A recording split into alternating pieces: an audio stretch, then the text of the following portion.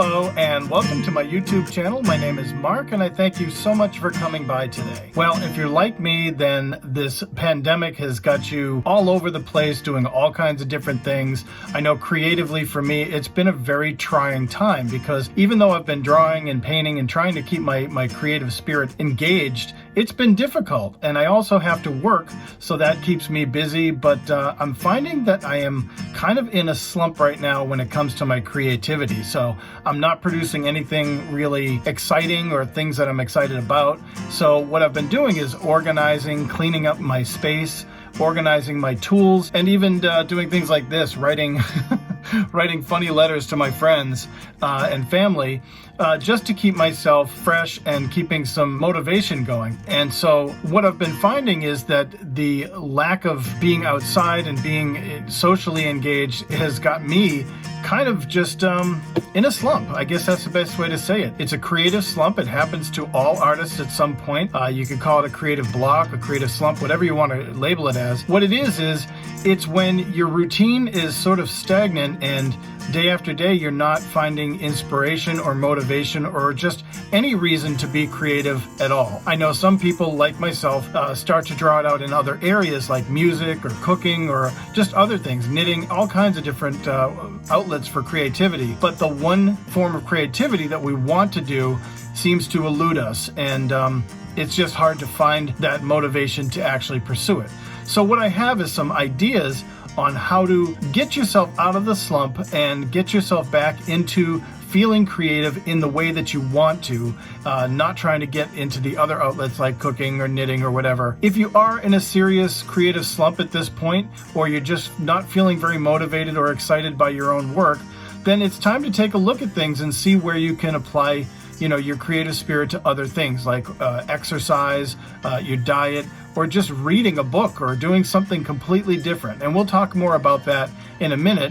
So I hope you're all doing well. I'm glad you're here, and thank you so much again for coming by. Let's have a discussion about a creative slump and what that means to you.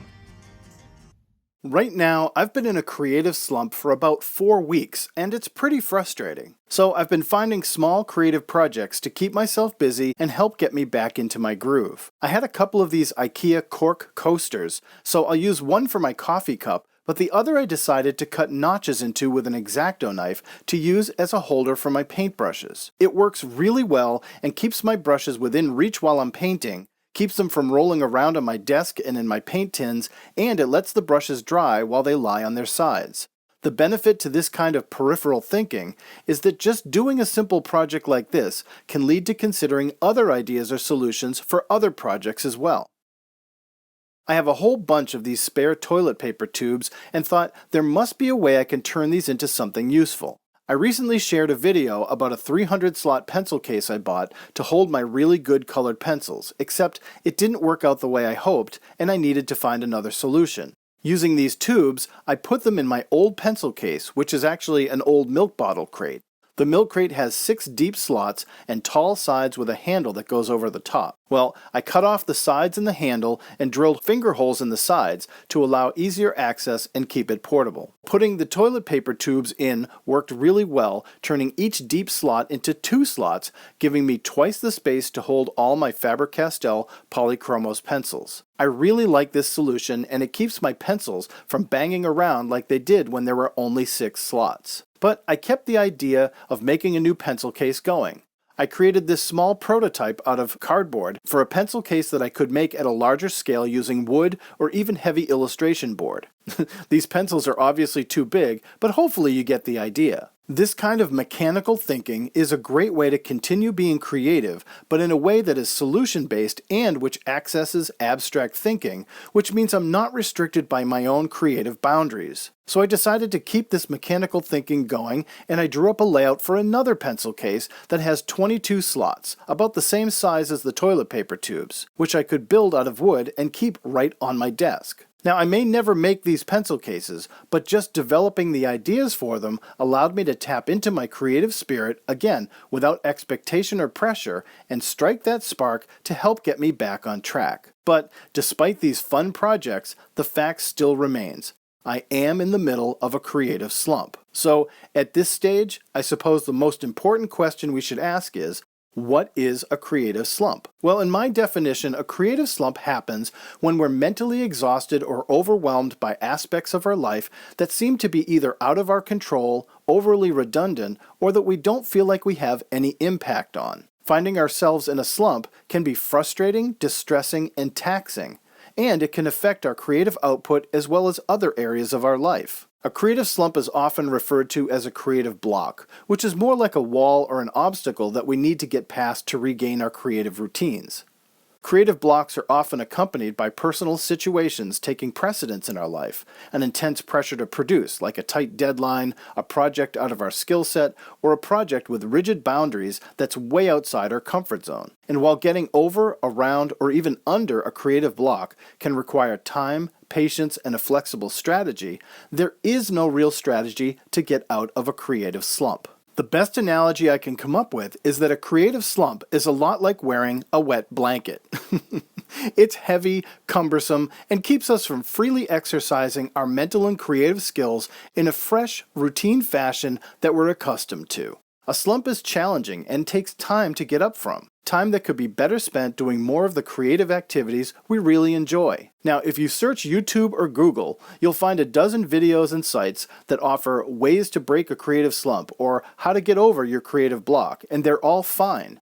But while the advice being offered is good, like go for a walk or try something different or, yes, even take a bath, they don't actually get into the experience of what it's like to be in a creative slump, where natural curiosity and creative exploration are simply not accessible. For whatever reasons, they don't delve into the feelings of helplessness, melancholy, and even depression and frustration that comes from looking at all our creative tools and supplies and being simply incapable of picking them up and putting them to use like normal. Being in a slump is a big hit to the ego, which for me is like sitting on a block of kryptonite and all of my superpowers simply disappear. I feel flat, uninspired, unmotivated, and frankly a little useless and sometimes even cranky. There's no quick fix to either a creative block or a creative slump.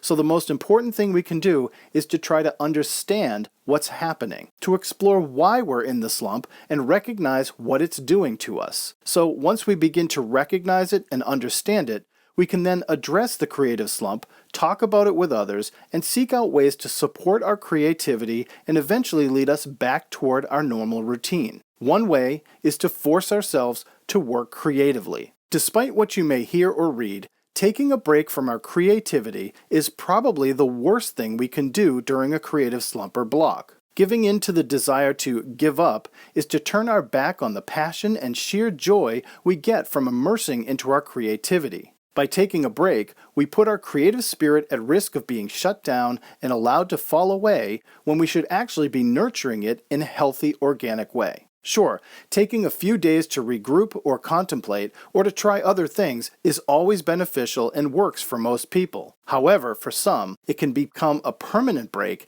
and they fall away for months, years, and in some cases for good. It can take every ounce of effort to forcefully immerse into our work, especially when the feeling, motivation, or inspiration is just not there. But I know for me, it's the only way for me to get back on the proverbial bicycle and start riding again. The most important thing to do when we find ourselves pressed against our creative boundaries is to recognize that we're unable to create in the way that we're accustomed to. To recognize that, for whatever reasons, that we are blocked. Recognizing that we're blocked or in a slump allows us the freedom to breathe easier instead of struggling and replaces the question of why can't I with the question of how can I? I try to see it as though when we overwork our bodies, our muscles need to recuperate and heal to be healthy. When we're exhausted, our bodies need to rest in order to heal both mentally and physically. But no one really talks about how when the creative spirit is depleted, that it also needs to recuperate and rest to get back to being sharp and focused. It's not easy though, because there are so many other factors that can affect our creative spirit, including overworked muscles, an exhausted body, or anxiety and stress that can weigh us down. But if we don't exercise those muscles, they won't work the way we need them to when we need them to. And if we don't rest, we become aloof and confused and risk harming ourselves from fatigue. The same is true for the creative spirit. If we don't exercise it and rest it, then we risk harming it by letting it get stale, putting it on a shelf, or abandoning it altogether. And for me, that's just not acceptable, and it shouldn't be for you either, no matter what your interest or skill level may be. That's why anytime I find myself falling into a creative slump or block, I'll go back and revisit something a teacher of mine introduced me to when I was back in art school: unlearning. Now, this is when the information we've acquired no longer serves a purpose and can be dismissed, and when all ideas and approaches to solving a problem or performing a task have been exhausted. It's going down a path and finding a fork in the road and choosing to go to the right, only to find that the right side is blocked. Then we have to go all the way back to the fork and try again, instead going to the left to get to our destination. We have to unlearn all the information we have about the right path, which no longer serves a purpose, and refocus all the new information on the left. In other words, it's unlearning all the skills we have about the way we create and going back to a childhood-like state and starting all over from scratch. And it can be extremely rewarding. I have a whole video on this topic called The 10 Benefits of Unlearning, which I'll link down below if you're interested. So, for me, revisiting this unlearning process begins with revisiting the basics. This is always a great way to step back to the start, review the fundamentals, and be creative without any pressure, expectation, or frustration. I'm talking about simple scribbles, loose circles and squares, basic paint swatches, quick washes, and laying out a wandering abstract composition that sets the creative mind free and is a great way to help unravel the tangles that can cause a creative slump. This is purely exercise and makes no attempt to access the ego in creating something good or something of value. Now, something that I do, which I'm doing here, is to revisit my old drawings that I never colored in. These are usually doodles and drawings that I created with no intent of finishing, showing, or doing anything with. They were just for fun and to keep myself fresh and in practice. This is exactly that kind of exercise that helps flush out the creative block by using all the creative tools and staying connected to them, even though I'm not really producing anything serious or with a purpose. Another way I like to exercise my creative spirit is to draw on things we don't normally draw on. If you look around the house, there's a ton of stuff sitting there, not doing much of anything. Using those items as the free weights for our creative spirit can not only be fun, but can produce some unexpected results. I really enjoy digging through my old books and drawing in them. It's something I've been doing for years whenever I find myself unable to work on a blank page or create something new. Whether it's a children's book, an old novel, or even an instruction manual, it's a great way to breathe new life into something that's just sitting on a shelf or in a storage bin collecting dust. And while it may seem unethical to draw on someone else's work, for me that work is lifeless unless it's being used. Another favorite is old music books. I have a whole bunch of children's music books that are filled with wonderful lyrics that can produce some great images when I draw. Doodling on the pages, in the margins, and around the words can really stimulate our creativity in a way that we'd normally overlook. In my video, Fun Ways to Draw with Old Magazines, I share my joy of drawing in old magazines, catalogs, and in junk mail, and you can find that link down in the description below as well. Another way I like to draw out my creativity is to use food creatively. We're taught when we're kids not to play with our food. However, food can be an extremely fun way to draw out that creativity. Cooking is always a treat because we get to eat whatever creative dish we come up with. But there are other ways to put our food into new light and find inspiration and motivation in playing with it. Have you ever carved a pumpkin at Halloween? Well, have you ever carved a shrunken head out of an apple? What about sculpting using the insides of a banana? Or making a collage out of peeled carrots and parsnips? And you can even carve a sculpture from a potato and then paint it with beet juice. Personally, I really enjoy grabbing a Sharpie and drawing on melons, lemons, oranges, and bananas.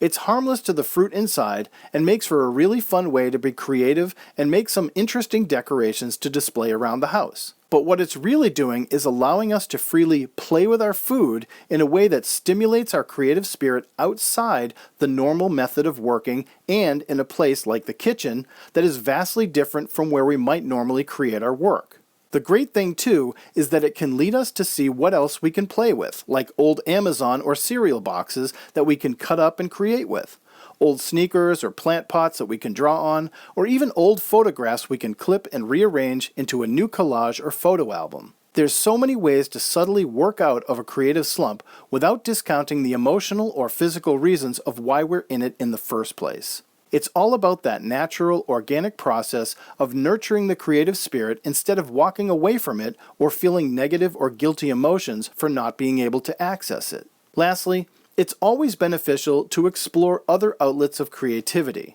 There are endless ways to be creative that are different from our regular concentration or discipline, which can help bring us back slowly and progressively. Finding ways to stimulate the core components of our creativity is key, and again, understanding how can have a huge benefit.